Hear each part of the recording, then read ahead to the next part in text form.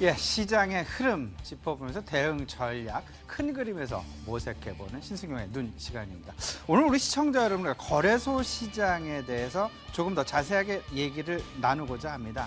지금 거래소 시장, 최근 한동안 IT와 자동차에 집중되는 그런 모습 나타나고 있었습니다.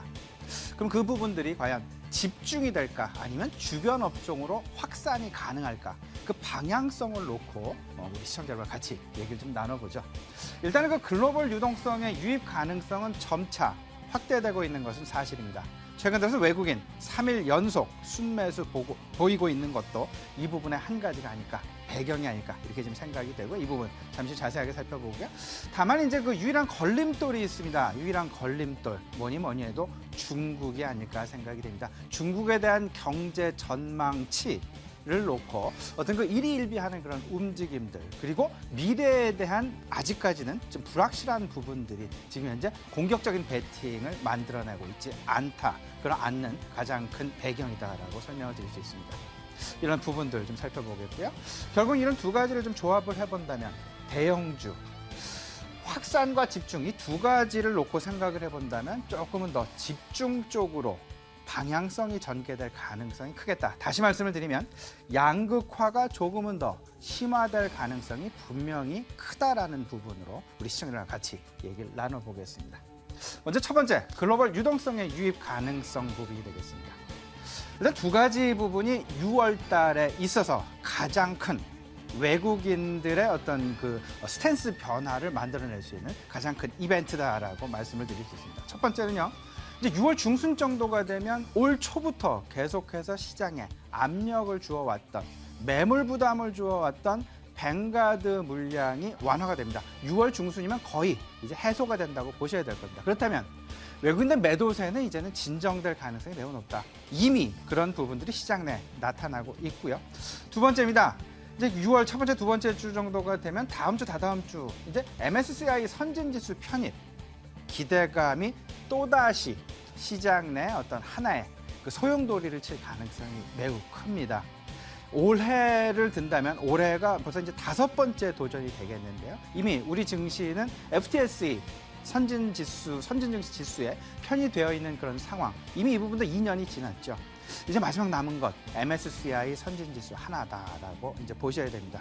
과연 올해 MSCI 선진지수에 편입될 가능성이 있는지 여부, 이런 부분들을 놓고서 시장 내 외국인들에 대한 기대감 커질 수밖에 없다라는 것, 일단은 외국인들 글로벌 유동성이 우리 시장으로 들어올 가능성 크다라는 것 생각을 좀 해두셔야 되겠습니다. 또 한 가지죠. 최근에 일본 증시로의 쏠림 부분 많이 나타났었습니다. 근데 하지만 물론 이제 우리 증시와 일본 증시에 투자를 하는 투자처는 기본적으로 다릅니다. 일본 증시는 완전히 100% 선진 지수에 편입이 되어 있는 그런 나라의 증시고요. 우리 시장은 한 샌드위치 정도로 절반 정도만 발을 걸치고 있는 그런 증시가 되겠습니다. 이러다 보니까 일단은 아직까지는 일본 증시에서 빠져나오는 돈들이 우리 시장으로 온다고 확신할 수 없습니다. 그리고 그 성격이 다르기 때문에 우리 증시로 올 가능성도 거의 희박합니다. 다만 일본 증시에 대한 쏠림이 완화가 되면서 전반적인 글로벌 투자 심리가 이머징 국가, 우리나라를 포함한 이머징 국가의 확산 가능성이 커지고 있다는 부분은 두말할 나위가 없어 보입니다. 그렇다면 외국인들 중심으로 시장에 대한 대응 전략을 마련을 하는 것이 어찌 보면 가장 첫 단에 있어야 할 대응 전략이다라고 정의를 할 수 있을 것 같습니다. 이제 다만 좀 안타까운 부분이 있겠죠? 유일한 걸림돌입니다. 중국이 되겠습니다. 중국. 최근에 계속되는 중국의 경제 성장률 전망치 하향 조정 잇따르고 있습니다. 얼마 전 IMF에서 기존 8.0%, 7.75%로 하향 조정을 했습니다. 중국 정부에서는 이미 7%의 성장률을 이미 공시를 한 바 있었고요. 그렇다면 과연 이 7%라는 어떤 그 숫자를 놓고 볼 때 이게 고성장이냐 저성장이냐 아직 논의조차 안 되고 있는 그런 상황 속에서 과연 이 부분을 어떻게 평가할 것인가. 시장에 일단 중국에 대한 관심, 그리고 경기 소재주에 대한 관심이 추세적으로 나타나려면 중국에 대한 성장률 기대치 자체가 지금보다는 상당 부분 낮아진 상황에 있어야 되겠다. 그런 부분이 선제 조건이다라는 말씀 드려봅니다. 그리고 또 한 가지 있죠. 중국에서의 그 부동산 경기 때문에 일단은 강력한 경기 부양책은 아직까지는 기대난이라는 것. 미국, 일본, 우리나라 모든 나라들, 유럽도 마찬가지죠. 강력한 경제 성장, 경기 부양책 지금 나오고 있는 그런 상황입니다. 말 그대로 정책적인 모멘텀이 그동안의 주가의 상승을 이끌어왔다 해도 과언이 아닌 그런 시장 속에서 중국만이 강력한 경기 부양책을 안 펼치고 있다는 것. 그리고 이 부분 역시 당분간은 기대난이다라는 부분. 결국은 시장 내에 어떤 중국 관련주들에 대한 관심을 조금은 좀 뒤로 미루게 하는 그런 배경이다라고 얘기를 할 수 있을 것 같습니다. 다만 여기서 이제 최근 들어서 낙폭 과대 관점에 가격 메리트가 부각되는 그런 부분들, 밸류에이션 부분들 얘기 많이 되고 있습니다. 하지만 오늘 시장에도 나타나는 부분이 있죠. 자동차 부품주에 대한 한계, 결국은 밸류에이션에 대한 고평가 논란. 미래가 불투명하기 때문에 이런 논란이 나오는 것입니다. 미래가 만약에 나름대로 투명한 그런 어떤 좀 가시화되는 부분이 있었다면 오늘 같은 자동차 부품주의 폭락 부분은 나타나지 않았을 것입니다. 그렇다면 이런 부분들을 다른 업종에도 똑같이 좀 전가를 시킬 수 있지 않을까 이렇게 생각이 됩니다. 오늘 시장 내에서 나타나고 있는 석유화학주, 철강주 등 소재주의 상승 부분, 어찌 보면 순환매 성격의 기술적인 반등으로 보시는 것이 오히려 낫지 않나라는 제 개인적인 소견입니다. 자동차주의 급락과 같은 그런 상황을 야기시킬 수도 있다는 것. 아직까지는 투자 우선순위에 소재주를 넣어서는 조금은 좀 낭패를 볼 가능성이 분명히 있다는 것 염두하셨으면 좋겠습니다. 그다음 큰 그림 다시 한번 그려봅니다. 일단 대형주, 양극화가 저는 심화될 것으로 생각을 합니다. 그 양극화, 어떤 부분에서의 양극화냐?